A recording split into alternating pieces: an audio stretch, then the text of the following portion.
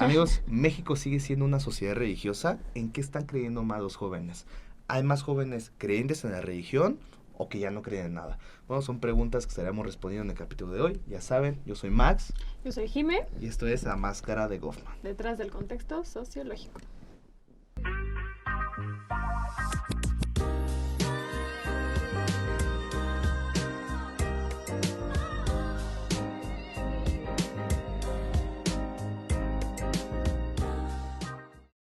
¿Qué tal? ¿Cómo están? Amigas, amigos, bienvenidas, bienvenidos a este nuevo capítulo de La Máscara de Goffman. Y bueno, el día de hoy nos acompañan dos grandes amigos, compañeros. Tenemos a Jimena Duarte. ¿Cómo estás hoy aquí, amiga? Hola, pues muy bien. Yo soy Jimena, igual egresada aquí de Sociología en FES Aragón. Ahorita me encuentro haciendo el servicio como ayudante de profesor y pues me dedico como a esta parte pedagógica. Pues me parece muy interesante el capítulo de hoy. Creo que tiene mucho material para explotar. No, muchas gracias. Ella va a estar como conductora, se puede llamar a lo que estamos haciendo en este momento. Y de invitado tenemos como tal a un amigazo, compañero, egresado de la carrera de Sociología, Efraín González Pérez. ¿Cómo estás, amigo? Hola, Max. Bien, muy bien, gracias. Un gusto de estar aquí y pues nada, agradecer el espacio y a ustedes que están aquí de interlocutores.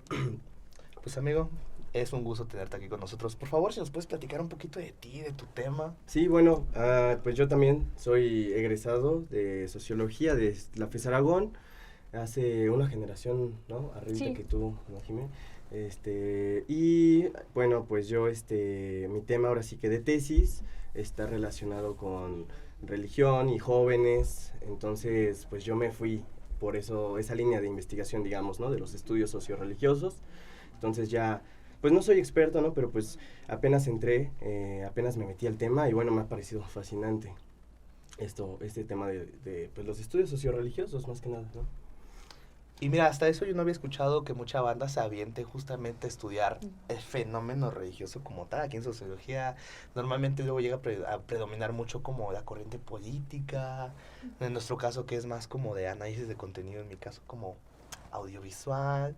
Pero tu tema me pareció muy interesante desde que nos lo empezaste a platicar, brother. Sí, fíjate que casi no está la línea de estudios religiosos aquí en la FES Aragón. Creo que hay 3 profesores, uno es el profesor Jonathan, profesora Elizabeth, a ella nunca tuve el gusto de conocerla, y otro profesor, no recuerdo, pero bueno, hay 3, pero casi no, como tú dices, es como más la línea, ¿no? Aquí en Aragón, de estudios sociopolíticos. Entonces, yo lo que hice de alguna manera fue irme a tomar unas optativas ahí a la Facultad de Ciencias Políticas Sociales. Yo hice lo mismo y fue una gran experiencia. Es una gran experiencia. Ojo. Sí, y pues ahí me empecé como a adentrar al mundito de los estudios socioreligiosos y bueno, ahí hay mucha oferta, entonces yo creo que sí hace falta un poquito esa línea, ¿no? Es muy marginada, la verdad. Al grupito que estudia religión es como, no le hacen mucho caso a veces. Oye, ¿y por qué crees?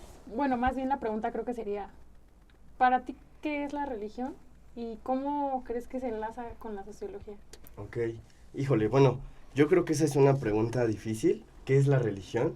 Y ahí es como un camino muy puntilloso porque está en diálogo entre 3 disciplinas, yo diría, entre la filosofía, entre la sociología y la antropología, pero de alguna manera para evitarse el rollo de definir como a priori o en sí mismo qué es la religión, una herramienta, por ejemplo, no sé, pensando en Durkheim, si lo vemos un poco sociológico, lo que hizo fue llamarlo como un sistema de prácticas y creencias.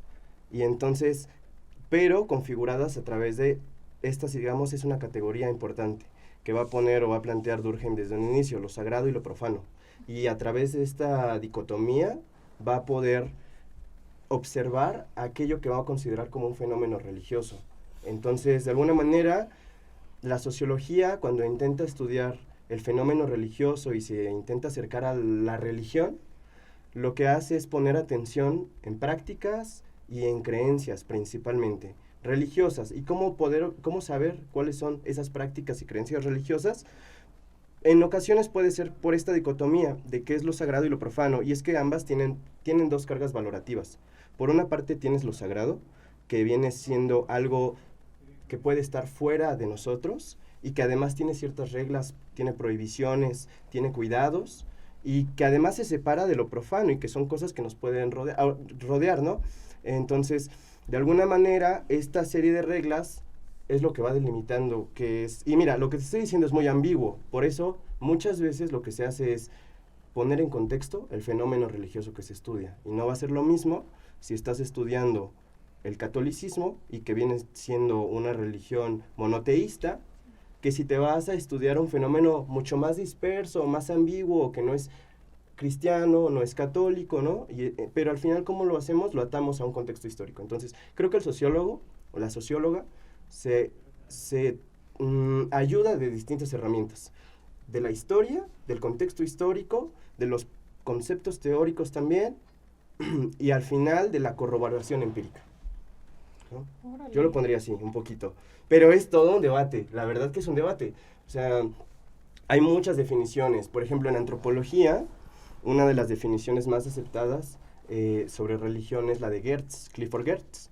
Y él lo postula algo así como un sistema de símbolos más o menos bien, estoy parafraseando un poco, pero más o menos bien articulados, ¿no? Y que al final producen efectos sociales, ¿no? Entonces, de alguna manera, a lo que le interesa al científico social del fenómeno religioso es, en el caso del sociólogo y la socióloga, es ver qué efectos produce este fenómeno, ¿no?, de lo religioso. Cómo impacta en distintas áreas de nuestra vida esta dicotomía de lo sagrado y lo profano, qué es lo prohibido, qué puedo o no hacer, ¿no?, en mi vida diaria, ¿no? ¿Cómo crees que se pueda estudiar la religión sin perder la objetividad, amigo?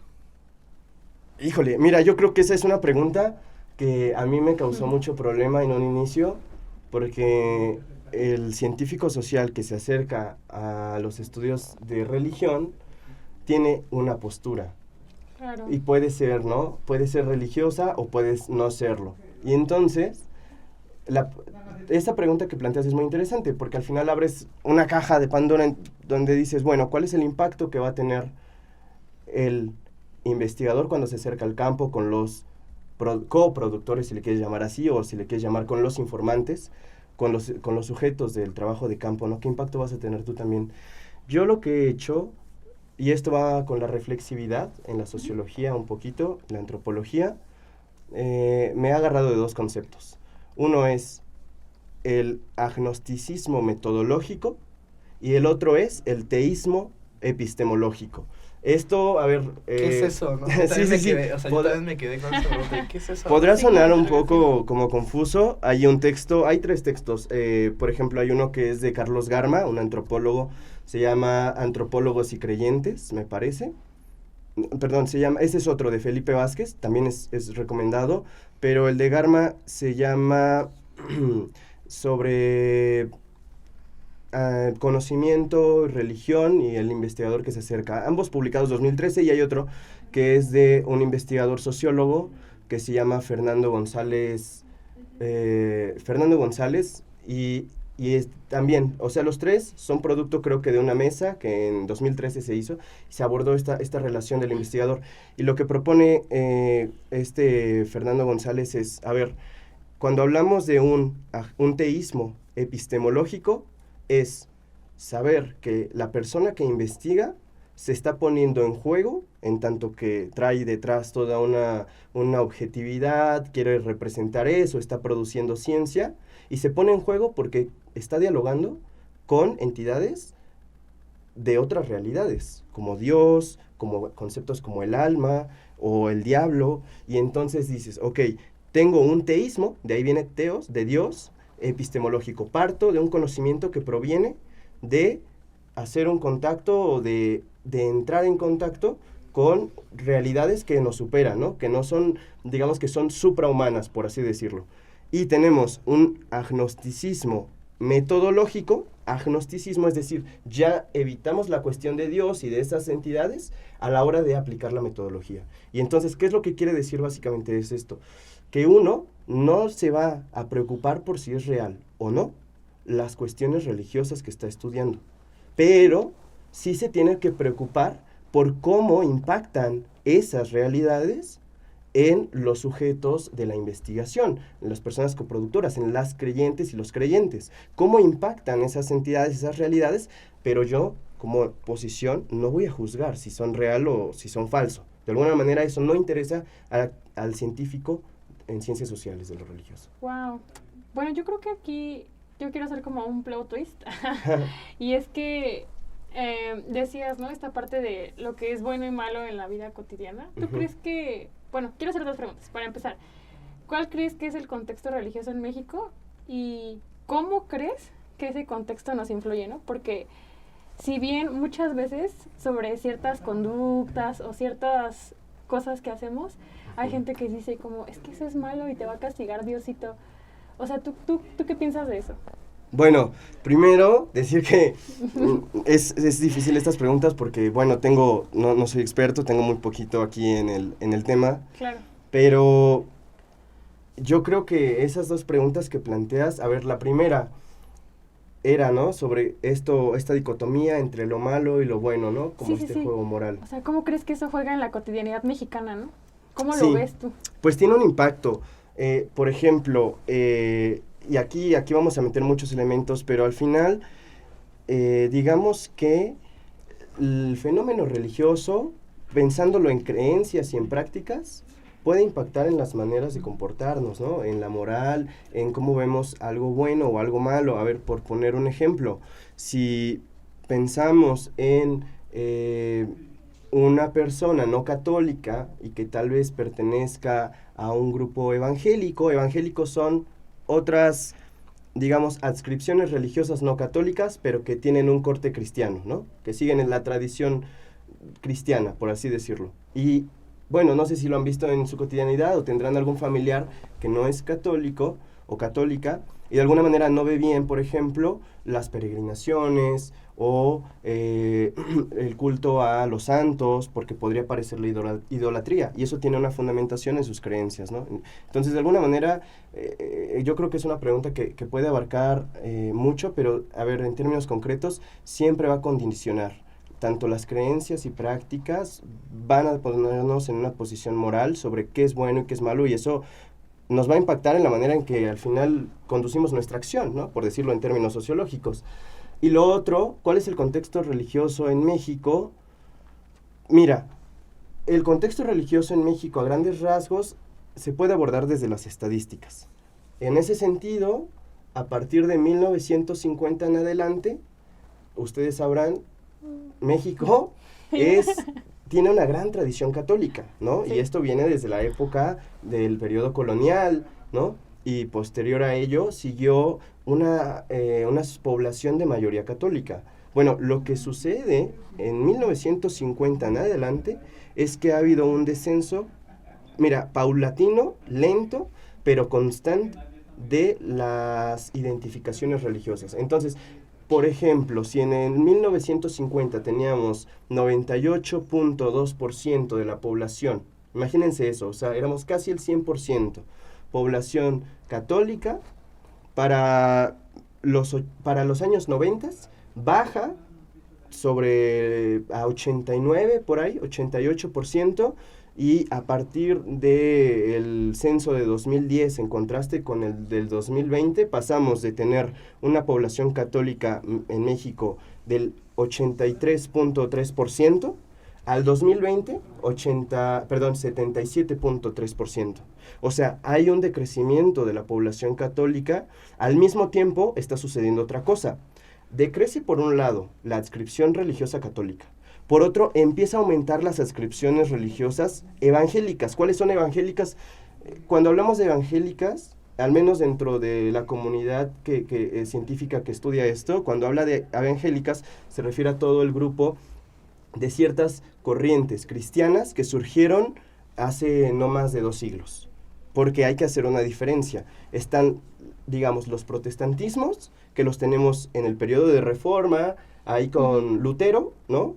Cuando se hace este gran cisma en el siglo XVI, y de alguna manera aquellas corrientes protestantes que van a migrar a Estados Unidos, va a empezar a surgir otros movimientos cristianos ahí que van a considerarse como evangélicos. Entonces, estos grupos evangélicos están creciendo a la par que la población católica en México va descendiendo. Y así, por ejemplo, tenemos que en el censo del 2010 teníamos el porcentaje de población evangélica era de un 7.2%, por ahí, si no me equivoco, 7.5%. Y en el 2020 el censo pone que estamos en 11.2% más o menos de población evangélica. Ahí está el segundo factor. Tercer factor, está incrementando la población, entre comillas, sin religión. Y lo digo entre comillas porque es, digamos, que la manera como el censo capta a esa población, sin religión. Y ahí es otro debate sobre qué nos esconden los censos, ¿no? Y qué nos permite ver el trabajo cualitativo. Pero bueno, ahorita si quieren nos vamos para allá. Pero antes de irme, para cerrar el punto, también está creciendo la población sin religión, que pasó en el 2010 de un 4.7% a un 8.2% más o menos. O sea, esos tres factores están sucediendo en el contexto. Y ahora, por último, no es heterogéneo. ¿Qué quiero decir? Que estos porcentajes que yo les digo y que podemos ver en los censos, se van a complejizar más si hacemos un análisis por estado. Y entonces no vamos a tener esos porcentajes iguales en Guanajuato que en Yucatán o en Chiapas, que son fronteras, o en la zona centro, como es Estado de México, Ciudad de México. Entonces, ahí se complejiza más o menos ese es un poco el panorama. Tú, como tal, bueno, también eso no me contaste, mi amigo, te fuiste a estudiar a la sierra, brother. ¿Qué te llevó como tal a tomar un diplomado? Que si nos puedes platicar específico como religión, ¿qué fue lo que te llamó la atención de ahí? Porque también el simple hecho de nosotros estar estudiando aquí en UNAM, en la periferia del Estado de México, ¿no? Sí. De ahí irte a una... ¿Cómo lo llamarías tú? Una experiencia como tal. ¿Qué fue, brother? Igual si nos podías explicar un poquito de cómo fue esa experiencia y cómo a lo mejor te ayudó a aterrizar este tema. ¿Cómo fue eso? Mira, la manera en que eso no lo mencioné, pero la manera en que yo me acerco a los estudios socioreligiosos, y creo que es como siempre nos han dicho en la carrera, el tema que te interpele, es decir, que te atraviese, que en tu misma experiencia como sujeto, bueno, te interpele, ¿no? Te conecte. Muchas veces nos sentimos llamados a estudiar esos casos, ¿no? Que a nosotros nos suceden. Entonces, de igual manera, a mí me pasó cuando fue la pandemia de COVID-19. Y entonces, en la pandemia, yo, bueno, me enteré de 2 casos de personas que no querían vacunarse y, de fondo, había una motivación religiosa. Ahí fue cuando a mí me hace como un contraste, un otro, digamos, este choque. Y entonces, lo que a veces pensamos... no sé, bueno, yo venía de una prepa de la UNAM y luego lo que sucede mucho es que se fomenta mucho este valor anticlerical de rechazar la religión o de que pensar que ya no somos una sociedad religiosa y para nada, realmente a mí fue como un choque de realidad que a mí me llamó la atención y me hizo preguntarme, si más población no decidiera vacunarse por una causa, un motivo religioso, el impacto sería tremendo, ¿no? Políticamente, económica, en términos de salud, o sea, el impacto sería grave. Y ese fue lo que a mí me llamó a estudiar. Entonces, de ahí, yo no pude entrar, digamos, directamente a este tema porque me implicaba 2 cosas, 2 problemas más grandes con los que no podía, así que decidí entrarle al tema de jóvenes y religión. Mi primer acercamiento empírico etnográfico, digamos, fue en Ecatepec, en una periferia, y fue con jóvenes, ¿no? Religiosos, porque unos jóvenes que eran católicos y, bueno, que tenían prácticas y creencias católicas muy institucionalizadas, y ese fue mi primer acercamiento. Ahora, ¿cómo me voy a la sierra? Bueno, afortunadamente fue para un trabajo de un diplomado de la ENA que sacan cada año, entonces, pues si la bandita está viéndonos, si hay gente que le interese esto, ese diplomado se ha ido abriendo cada año, es anual, dura más o menos 10 meses y hay que sacar un proyecto de investigación. Entonces lo que yo hice fue ir a la Sierra Norte de Puebla, en un municipio que se llama Pahuatlán, y ahí hice un trabajo que aún está en proceso, ¿no? Y que apenas es un primer acercamiento que hice, pero fueron 2 cosas distintas. En Ecatepec trabajé, digamos, jóvenes y religión, y en Pahuatlán, que es un contexto rural distinto, o sea, ahí están los contrastes, y hay contrastes, ¿no? Entre una zona rural y una urbana. En Pahuatlán, digamos que trabajé o me interesó la diversidad religiosa que puede haber en un municipio muy católico. Entonces la pregunta es, ¿será que es totalmente católico? Por eso te digo un poco que está la cuestión del censo. O sea, el censo o las grandes estadísticas nos permiten, digamos, tener un panorama general, una perspectiva amplia, contextual, de México, en este caso, de un municipio, de un estado o de una región, en términos de religión. Pero lo que nos permite indagar, profundizar y ver que no todo es tan sencillo como nos lo muestra a veces las estadísticas, es el trabajo etnográfico. Entonces, digamos, eso fue lo que hice, ¿no? Ver la diversidad en una población mayormente católica, ¿no? Eso fue un poquito. Pero en este que eso que dices de trabajo etnográfico, o sea, se puede comprender como trabajo etnográfico, es esa chamba de irte al caso de estudio, en este caso una comunidad, un lugar en específico, identificar sus costumbres, sus acciones, la gente que hay ahí, que hace esa gente, ¿no? O sea, ese trabajo que habla específicamente de hacer una etnografía es algo que a mí en sociología me encanta, no hemos tenido a chance de aventarnos a muchas, pero es justamente yo creo que algo clave, o sea, es algo que también hemos platicado en otros podcasts, o sea, querer estudiar un fenómeno, más en una zona en específico, es lanzarse para allá, ¿sabes? Es como dejar ese trabajo de escritorio y pues el mochilazo y lanzarse, Sí. ¿no? Neta, es una experiencia que envidio, mi amigo, me hubiera gustado, bueno, todavía tengo chance, ¿no? Claro. Pero no sé, se puede. amigo, ¿tú qué le recomendarías a la banda que justamente... Mira, para términos prácticos, que si quieren hacer etnografía, bueno, al final uno siempre tiene que ver algo, ¿no? Tiene que ver con qué recursos cuenta, qué posibilidades también de acceso al objeto de estudio. Y en el caso, a mí ese fue el caso, en mi primer caso fue tal cual, se me presentó la oportunidad de adentrarme en una pastoral católica de jóvenes, de Catepec, de mi misma colonia, de la misma colonia en la que vivo, digamos, a unos pocos metros, a calles de mi casa, y aproveché la cuestión. Entonces me puse un trabajo de investigación cercano, ¿no? Digamos que fuera muy, muy cercano a mí y que tuviera el acceso fácil, ¿no? Entonces yo recomendaría eso, ¿no? Vean qué creen que sí pueden lograr, ¿no? Ya a la hora de aventarse por un objeto de estudio, qué es lo más cerca, qué es lo más fácil, qué es lo que creen poder terminar en un periodo de tiempo establecido, ¿no? Por si lo quieren hacer para un proyecto de titulación. Es lo que yo... Titulaciones. No, Ok, la titulación. Es el verdadero enemigo El final. enemigo final, ¿no? El problema no es meterse de UNAM, el Es problema es salir de el de ella. las maquinitas, ¿cómo se llama? El de Rugal. Rogan, Es el ¿no? Rugal. La titulación, mi amigo. La titulación. Oye, eso que estabas diciendo también les quería comentar realmente cómo ven esta situación. Sí. Desconozco el caso de dónde pasó en específico todo, nada más me acuerdo de la premisa. De que en un caso una familia que es de testigos de Jehová, creo que un miembro de la familia, no recuerdo si era un hijo o hija pequeño, necesitaba una transfusión de sangre. Algo casi situación de vida o muerte. Algo que se llega a entender que la religión de testigos de Jehová prohíbe justamente situaciones como esas transfusiones de sangre, es algo muy específico. Y ahí fue ese debate, ¿no? De, oye, es que ¿qué se debería de hacer? Si no pasa esa transfusión de sangre, se muere esta persona, que según tengo por entendido, en ese caso era un menor de edad. Sí. Pero si se hace a la fuerzas, pues estarías atentando, o sea, o algo que se considera un pecado en su religión.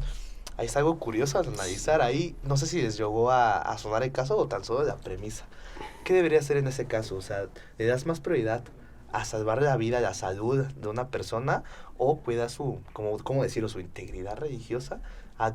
¿Cuál crees que se debería hacer el panorama y el enfoque? Mira, ese caso creo que fue el 2017 o 2016, no recuerdo, y fue una niña.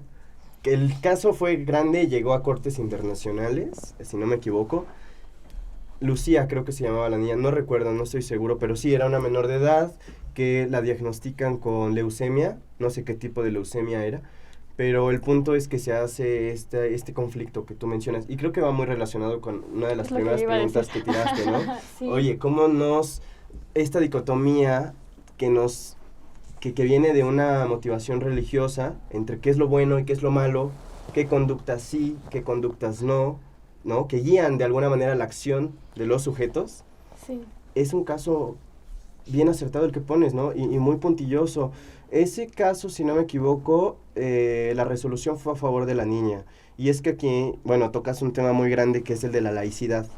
Y bueno, está en relación con los derechos humanos. Y aquí lo que pasó, tengo entendido que se puso en juego dos valores. El derecho a la libertad de conciencia y a la libertad de credo, y por otra parte, el derecho a la vida de infancias, ¿no? Entonces se puso en primer término, Sí. al final, el valor de la vida y me parece que sí, bueno, se le hizo una transfusión. Mira, eso fue muy interesante. Yo recuerdo que yo supe de ese caso por una clase con una profesora allá de políticas de UNAM, maestra Vanessa Reséndiz, y nos platicaba ese caso, ¿no? Y eso es muy interesante porque los padres decían, bueno, si ustedes hacen la transferencia a nuestra hija, para nosotros, ¿qué sentido tiene seguir viviendo? Porque nuestra vida se rige conforme a los preceptos religiosos que traemos detrás, y en este caso de los testigos de Jehová. Entonces es algo muy fuerte, ¿no? Porque ya es un tema más filosófico, ¿no? Sobre qué sentido tiene, bueno, guiar mi vida si no la voy a guiar bajo esta normativa, esta realidad, esto que le da un sentido de coherencia a mi vida, un sentido a mi vida y que además la ordena, ¿no? Bueno, eso es algo muy fuerte. Pero es un caso ahí justo que pone en dilema, y esa es una tensión, que sigue persistiendo. O sea, la cuestión del derecho a la creencia y por ejemplo, otros derechos con los que entra en conflicto. Y es que aquí estás poniendo algo que ya nos va a ir hacia otro tema, que es la laicidad. A ver, la laicidad, ¿cómo la podemos poner? Y es que aquí tendría que explicar un concepto. En sociología, cuando se intentó estudiar, digamos, esto que se llama sociología de la religión, se partió de algo que se llamó teoría de la secularización, que después pasó a llamarse paradigma de la secularización y que ahora, bueno, ya algunos no sostienen que sea un paradigma y lo usan más como un concepto teórico, conceptual, una herramienta analítica, secularización. O sea, ¿qué voy con todo esto? A ver, pasó de pensarse una teoría como algo fijo, como algo comprobado, a decir, oye, estamos viendo la realidad. ¿Qué decía la secularización en términos concretos? Que conforme la modernización avanzaba, la industrialización avanzaba en las distintas sociedades, es decir, en el contexto de la modernidad, la religión o lo religioso se iba a apartar, se iba a quedar marginado, se iba a diluir, a desaparecer, o en el caso, digamos, más favorable para la religión, iba a quedar en el ámbito privado, recluido en la cajita de cada quien, ¿no? Pero eso no sucedió. Entonces, cuando ven que no sucede eso, ok, ya no vamos a llamarle a esto una teoría, porque realmente no tiene la fuerza que una teoría requiere. Llamémosle paradigma. ¿Y paradigma qué implica? Que hay un montón de posiciones, que hay muchos investigadores que están debatiendo el mismo concepto y como no se llega a un acuerdo, se le llama paradigma. De alguna manera está en debate. Bueno, ¿qué decía este paradigma? Que se iba a, ya mencioné, a recluir lo religioso. Entonces, la secularización ahorita se entiende como la separación de esferas. Pensemos en la esfera política. Imagínense ustedes que estábamos en la época colonial. Y entonces, todo estaba regido, ¿por quién? Por la Iglesia Católica y sus postulados. Sí. Cuando vienen las leyes de reforma, en el siglo XIX, lo que se hace es una separación jurídica. Y al mismo tiempo, esa separación jurídica va a separar otras esferas de nuestra vida cotidiana. Ya la religión no va a normar la educación que le doy a mis hijos, la religión católica, en este caso mexicano, ya no va a normar mi economía, ¿no? El diezmo ya no lo tengo que entregar, sé en qué uso mi dinero, en qué no, tampoco mi salud, porque sé a qué prácticas recurro, o a qué servicios recurro, o que no sea católico no me va a impedir que tenga el derecho de asistencia al servicio de salud.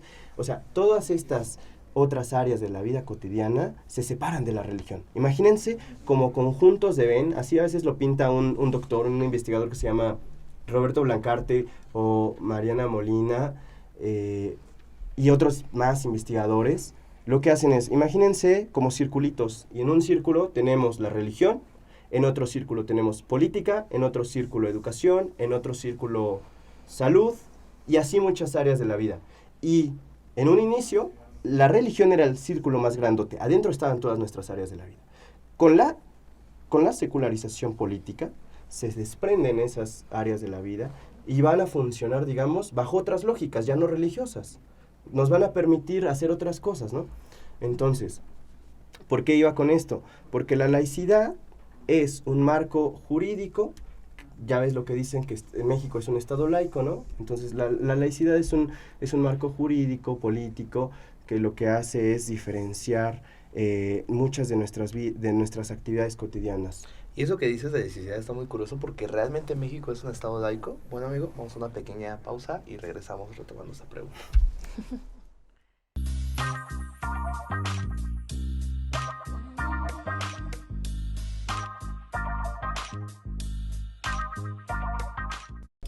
Bueno, amigos, regresamos. Soltaste esa pregunta, mi amigo. Bueno, estamos hablando de laicidad. Me gustaría retroceder un poquito. ¿A qué te refieres realmente con laicidad? ¿Y crees que realmente México es un estado laico? Bueno, a ver, tienes razón. Para ponerlo en términos sencillos, pensemos siempre la laicidad relacionada con la secularización. ¿Qué es la secularización? Justo a eso voy. A ver, hay todo un debate, ya decíamos que es un paradigma, ya decíamos que hay otras posiciones que ya no lo ven como paradigma y lo ven como concepto, pero resumámoslo, o una manera de tantas de verlo podría ser pensar a la secularización como un doble proceso, social y político. Entonces, el proceso social de secularización significa que en la población lo religioso va desapareciendo. Tienes población menos religiosa. Eso es, digamos, el proceso social de la secularización. En teoría, ¿verdad? Y, por otra parte, el proceso político de secularización es, podríamos ponerlo, sinónimo de laicidad. ¿Qué quiere decir este otro proceso? Que hay una separación de la lógica de todo lo político, de toda la esfera política, se desprende de la lógica religiosa. Y entonces vamos a tener leyes que no están basadas en teoría, porque hay muchos estudios que rastrean el origen de las leyes laicas, ¿no?, actuales, que tienen en muchos casos orígenes cristianos, o que hay cierta relación, pero bueno, sin irnos a ese debate, vamos a tener un conjunto de leyes, de normas, que no van a estar fundamentadas en preceptos religiosos, sino seculares, laicos.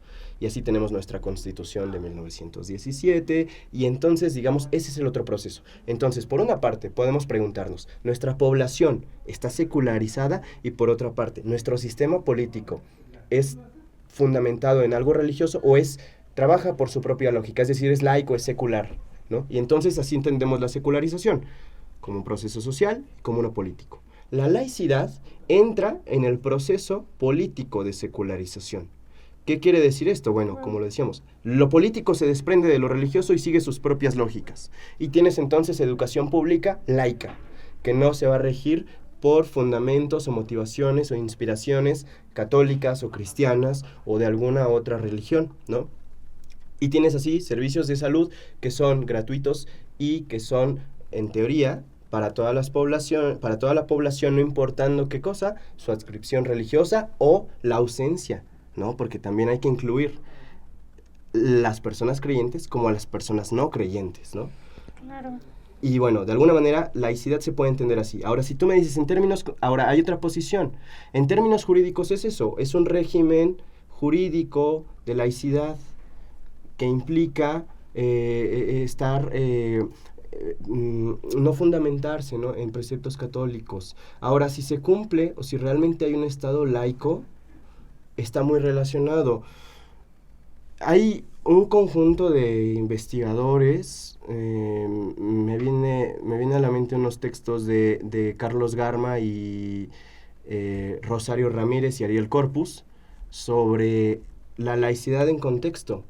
Y lo que hace este grupo de investigadores un poco es, ok, las leyes, en términos formales, nuestra constitución política a nivel federal, nuestras constituciones a nivel región, estatal, y cómo se aplican esas leyes de laicidad a nivel municipal, se están cumpliendo como está escrito en el texto. Es decir, la formalidad del discurso de laicidad en la realidad social mexicana se lleva a cabo, y ahí lo que se ve es que hay muchas disparidades, hay muchas violaciones, digamos, a la laicidad en contextos locales, por ejemplo. O sea, ¿a qué me refiero con esto? Que puedes ir a alguna presidencia municipal y te puedes encontrar con alguna imagen religiosa, por decirlo. Sí. Y ahí, Políticos yéndose a tomar fotos con el Papa, nada más a tomar, ¿no? Yéndose hasta directamente allá, es como de, sigue siendo un ícono, ¿no? Es como de, directamente la religión y la política, aquí en México tener una población mayormente católica, por eso ese caso del Papa, pues sigue siendo tan de la mano. Entonces, como tú dices, en teoría la laicidad debería ser un principio, pues presente en separado del ámbito político, pero vemos que no realmente es así. Y no nada más en México, sino en el mundo es algo que está fuertemente arraigado, ¿no? No sé tú realmente cómo lo ves en este contexto mexicano. sí, y yo creo que ahí le das a una preguntita o a algunos como titulares, ¿no? Que luego la banda que investiga estas cosas lo pone muy, muy en tema, muy en la mesa, que es, bueno, tenemos una sociedad que no es secular, que no se ha desprendido de lo religioso, todo lo contrario, nunca se ha ido de lo religioso como se pronosticaba. Sí. Lo religioso ha permanecido y somos una población muy religiosa. Y por otro lado tenemos uno de los marcos normativos, jurídicos, constitucionales más estrictos a nivel Latinoamérica y a nivel internacional. O sea, México es uno de los países que empieza con un proceso de laicidad muy temprano, a la par ahí con Francia, por ejemplo, y que tiene uno de los regímenes más fuertes en laicidad, al menos como tú lo dices, en la formalidad, en el texto, en el papelito, en Latinoamérica. El otro creo que es Uruguay. Pero de ahí en fuera, los demás países no. Y sin embargo, tenemos una población muy, muy religiosa. Entonces ahí es como un contraste que tenemos, ¿no? Y esto, bueno, se preguntará, bueno, ¿por qué? Responde a un contexto histórico, ¿no? En el que se tuvo que luchar frente a una hegemonía católica, ¿no? En el país, y que no iba a permitir, pues, muchos de los objetivos liberales que se pretendían en esos ayeres, ¿no? Pero esa es como aquí la paradoja que está en México, ¿no? Población muy, muy religiosa, con un marco de laicidad muy, muy fuerte, muy estricto, que ahora, como ya decíamos, no se lleva al pie de la letra en la realidad. Tenemos presidentes, como tú dices, que se toman fotos con el Papa, o candidatos a presidencia que salen con playeras que hacen alusión, ¿no? El caso, ¿no? de Xochitl a la Santa Muerte, por ejemplo. O sea, hay constantes violaciones a la laicidad, ¿no? Sí. Oye, Fred, yo tengo una pregunta. Bueno, justo creo que te me adelantaste con lo que yo te iba a preguntar, ¿no? Si creías que en México seguíamos siendo un país religioso. Pero bueno, ya nos contestaste. Ahora, a partir de esto, ¿cómo crees que se ha transformado la religión? Porque, por ejemplo, hace ratito yo estaba platicando con Max y yo le decía así como de que es que yo soy Virgo y por eso soy súper organizada. Argumentos que he escuchado mucho. Ajá, y pero yo quiero hacer este comentario así como paréntesis. O sea, yo no lo dije en serio, o sea, yo lo dije como un chiste, pero después estuvimos platicando, ¿verdad? Y hay banda que neta sí se lo toma. Lo de los signos zodiacales, o sea, y yo no lo estoy juzgando, quiero hacer ese paréntesis, o sea, cada quien es libre de creer en lo que quiera. Pero me llama mucho la atención, porque hasta yo siempre digo, cuando me preguntan, ¿eres religiosa? Es que no, yo soy espiritual.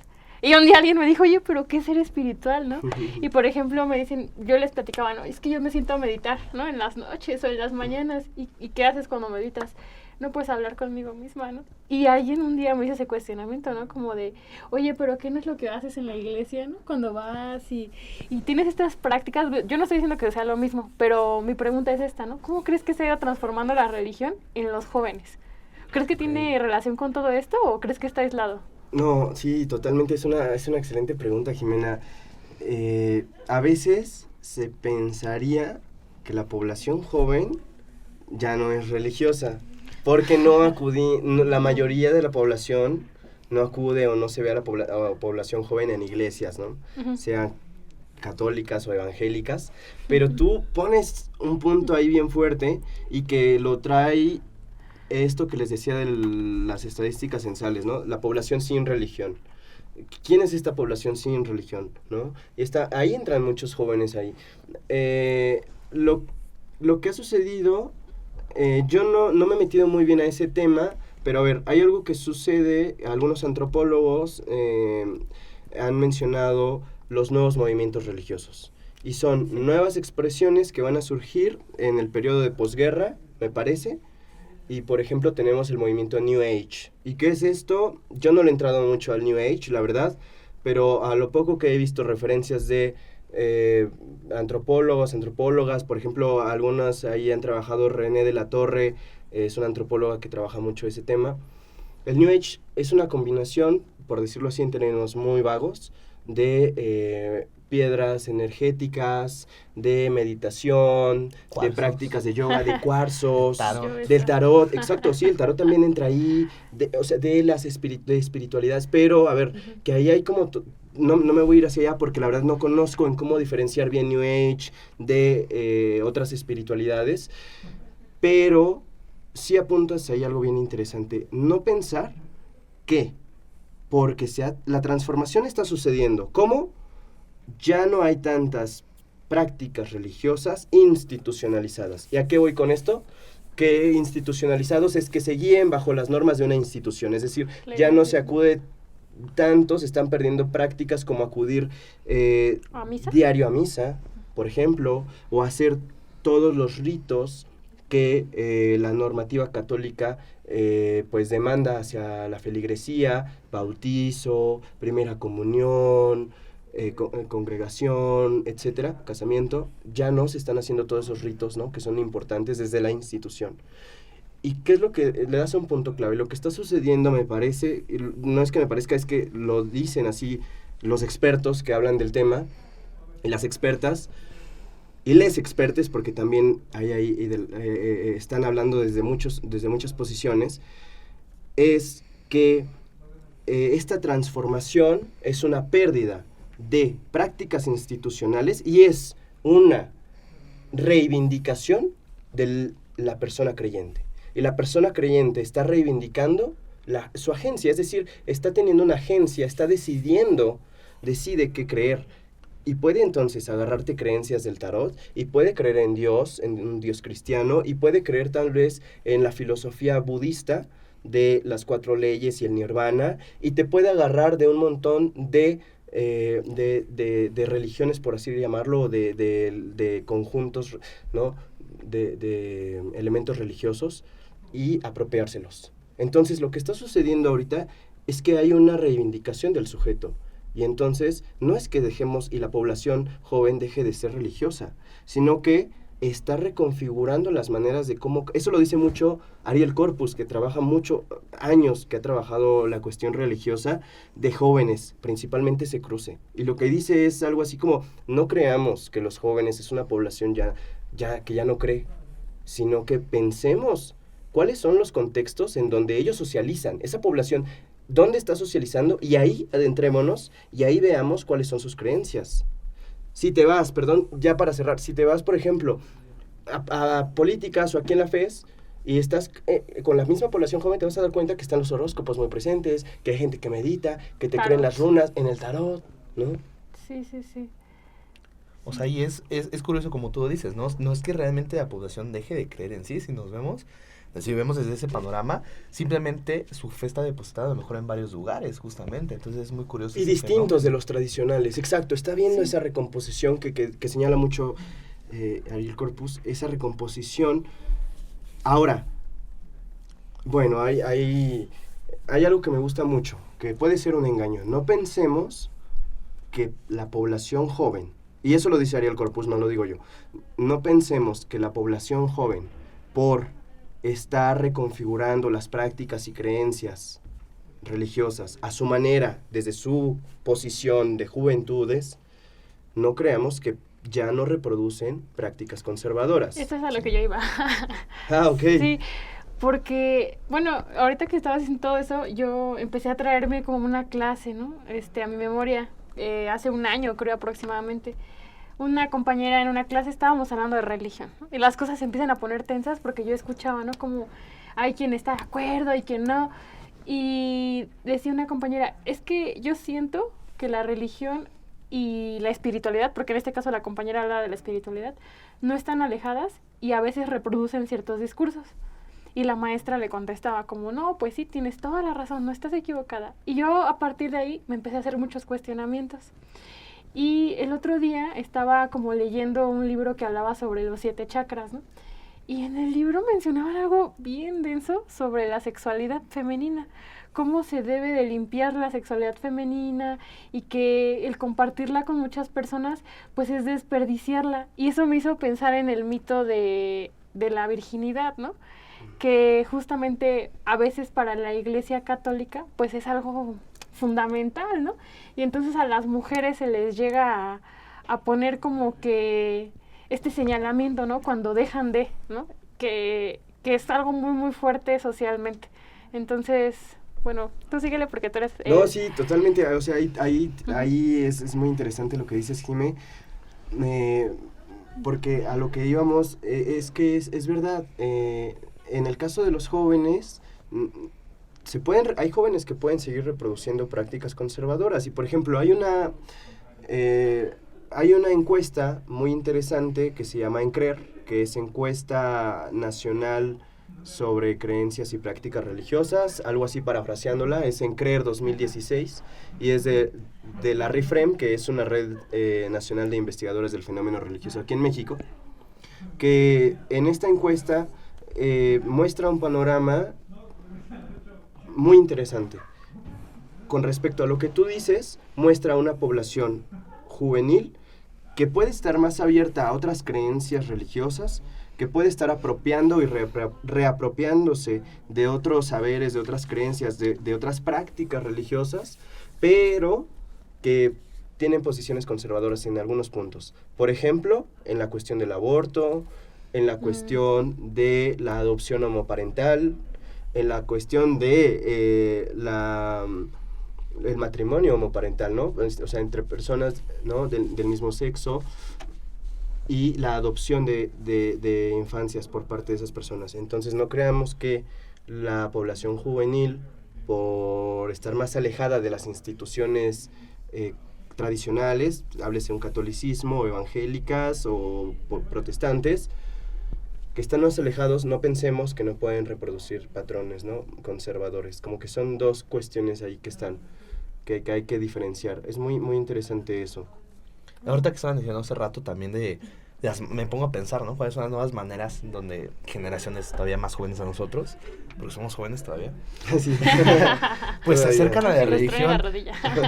Algo que estuve viendo en TikTok que yo pensé que, o sea, pues era un mame. Con mame me refiero a algo que hace la gente, pues por los jajás, ¿no? Por la risa. Sí. Estaba viendo las famosas misas de Roblox. No sé si han visto Roblox. No, ¿qué es Nunca he tenido Roblox? chance. Es un Ajá. juego imagínense que es difícil explicarlo porque yo nunca lo he jugado. Es como justamente una plataforma donde la bandita juega y ves, es una variedad infinidad de juegos. Te creas tu avatar y no sé si han visto en TikTok, se hizo muy viral, que luego era como que una sala de una fiesta de 15 años y un botonal de personajes botargas como de gatitos o de monitos bailando y haciendo como la viborita y todo ese show. Es difícil explicarle esa cañería de lo que es Una aficionada a el Roblox. juego de la banda que no está ahí, ¿no? Pero bueno, se lo voy a explicar. Es un juego donde básicamente, es que no hay reglas así, es que hay diferentes mapas donde la gente pues puede decorarlos. En este caso, en este juego de Roblox, justamente empezaron a organizar misas. O sea, imagínate que hicieron un mapa donde tú puedes crear tu monito y se puede sentar como si fuera una iglesia católica y está orquestada por un sacerdote. Yo pensé que todo esto era un mame. O sea, yo de verdad lo veía en TikTok cuando juego Roblox, pero veía que se llegó a hacer muy viral las misas de Roblox, ¿no? Wow.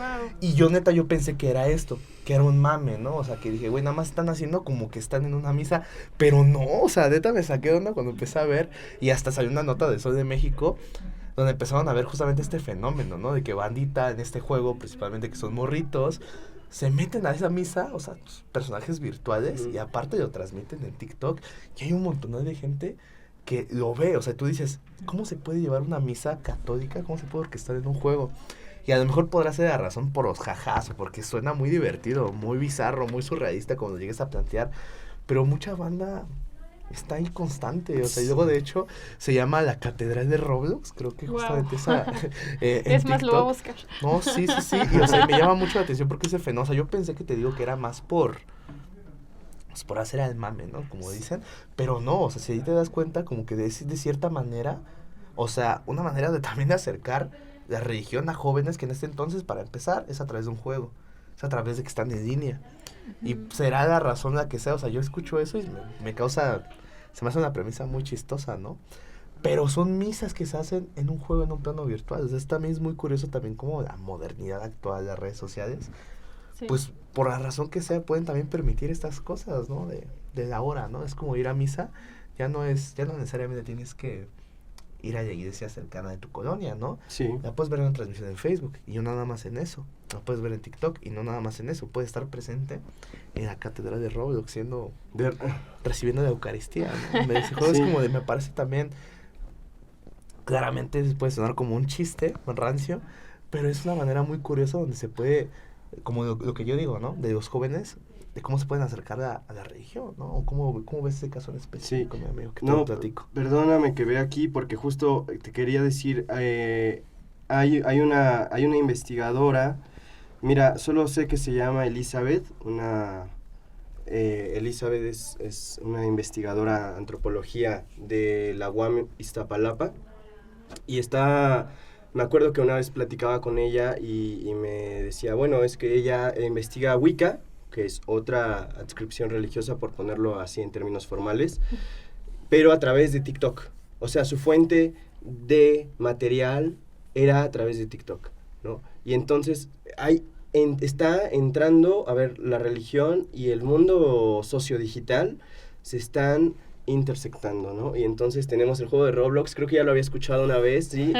Y tenemos mucha comunidad en estos nuevos espacios. A mí me haces pensar, por ejemplo, una vez le di a un meme, like, de Instagram, a esos reels más que nada, de evangélicos, y ahora me salen un montón de reels evangélicos, pero hay mucha comunidad joven que aprende o que también produce los mismos memes y que tiene una motivación religiosa de evangelizar, ¿eh? Mi fiesta no es como la tuya. ¿No había visto ese meme? No. No voy a tardar más explicándoles, pero sigue, perdón.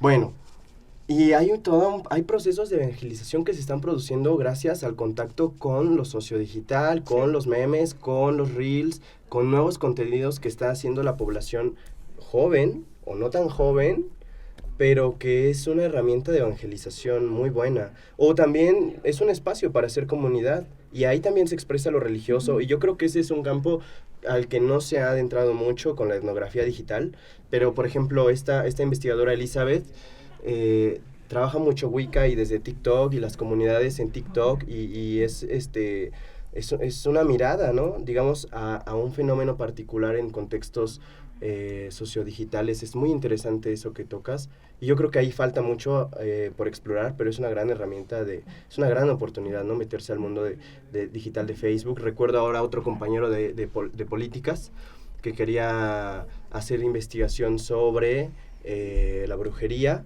a través de grupos de Facebook, pues ahí a identificar a los creyentes, o por ejemplo, no sé si es Daniel Ramos, investigador mucho de Testigos de Jehová, tiene mucha investigación sobre eso, Ramos, pero se ha investigado mucho a Testigos de Jehová a través de grupos ex Testigos de Jehová, y se encuentran en plataformas como en Facebook, y aparecen como grupo ex Testigos de Jehová, y entonces ahí te encuentras con una comunidad, bueno, que está para todo otro objeto de estudio. Pero yo creo que sí, a ver, lo digital ahorita, lo sociodigital es un gran campo para estudiar lo religioso hoy, ¿no? Y hay también toda una injerencia de iglesias evangélicas, principalmente pentecostales, pero más que nada neopentecostales, que están entrando en la dinámica de las herramientas digitales como medio de evangelización, ¿eh? Producir, no digo que esté bien o mal, a ver, solamente que está el fenómeno y que es una gran área para explorar si hay gente que se quiere interesar por ese campo, ¿no? Está ahí, está abierto. Sí, justo ahorita que mencionabas eso, me hacías pensar como en esta parte de cómo incluso el contenido que consumimos está muy relacionado como a este boom de los podcasts, ¿no? Ahorita que estamos haciendo justamente uno. La verdad no recuerdo cómo se llama quien genera este podcast, pero los enmascara, ¿no? Como con un pasamontañas, y dice, mi testimonio como ex testigo de Jehová, ¿no? Okay. Y hablan como de muchas prácticas que llevan a cabo, y creo que mucha gente llega a veces a la religión a partir de este nuevo canal de información, ¿no? Porque si bien antes los canales de información pues eran la tele, el periódico y así, ahorita ya existen otras plataformas y otras maneras de profetizar, por así decirlo. No sé si esté bien dicho. Sí, de la religión. evangelizar, sí, exacto. Sí. A mí me haces pensar, por ejemplo, cuando hice la investigación con jóvenes católicos, un joven me decía que por WhatsApp, y WhatsApp es otro medio, y lo que hacía es hacer cartas que compartía con toda una motivación religiosa y un discurso religioso inspirador para alegrar el día de las personas. Entonces a primera hora lo mandaba a un montón de Las personas cadenas. o grupos, y son como ¿cuáles? Cadenas. Las cadenas. Las ¿no? cadenas, exacto, las cadenas. Y ahí, bueno, se presenta otro fenómeno a través de de WhatsApp, de otro medio, ¿no? Pero TikTok está pesadísimo, Instagram, son grandes campos, Facebook, grandes campos para entrarle. Ahí por si la banda dice, bueno, no me quiero ir yo a un campo etnográfico aquí, digamos, en lo tangible, pero me interesa lo digital. Está ahí y es una gran oportunidad para entrar ahí a observar muchos Y amigo, fenómenos. a manera de conclusión, también nos estabas diciendo que estabas organizando un grupo de lectura, bro. No sé si Sí. la banda. Bueno, a ver, yo eso sí me gustaría, aún no está, pero estamos más que nada porque somos un equipo de dos colegas, Jimena Martínez y Sebastián Cerratos, dos colegas de antropología, son la bandita.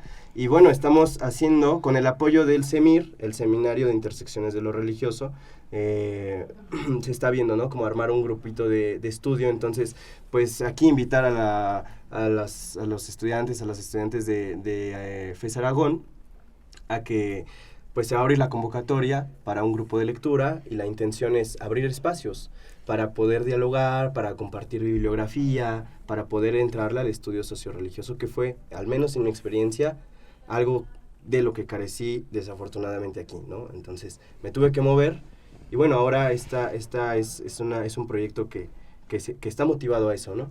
A abrir espacios. Vamos a dejar esa información aquí en la descripción para que te puedan contactar, dijiste, vía Gmail. Sí, ¿no? y también, o sea, si puedo ayudar en algo, mandando bibliografía, pues mi correo electrónico es efrengp2027@gmail.com, y ahí, pues, para lo que se ofrezca.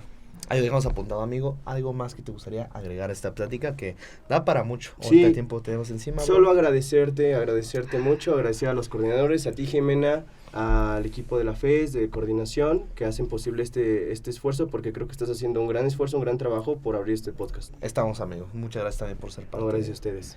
No, y pues bueno, entonces si no hay nada más, brother. Bueno, cabe decir que también me gustaría verte por acá en algún otro momento. Igual a Jime, que ella también va a tener su capítulo respectivo como invitada. Y pues bueno, brother, de verdad, te lo repito, qué gustazo tenerte aquí. Un Por gusto. nuestra parte, entonces sería todo. Les agradecemos a todas, a todos por seguir viéndonos. Y bueno, ya saben, nosotros como tal vamos a seguir aquí dándole a esta temporada. Vamos a seguir con la misma dinámica, invitando a compañeros que están cursando y egresados de la carrera. Pues bueno, en esta ocasión nos estaremos despidiendo. Ya saben, yo soy Max. Yo soy Jime, Y esto fue La Máscara de Goffman. detrás del contexto sociológico. Adiós, amigos.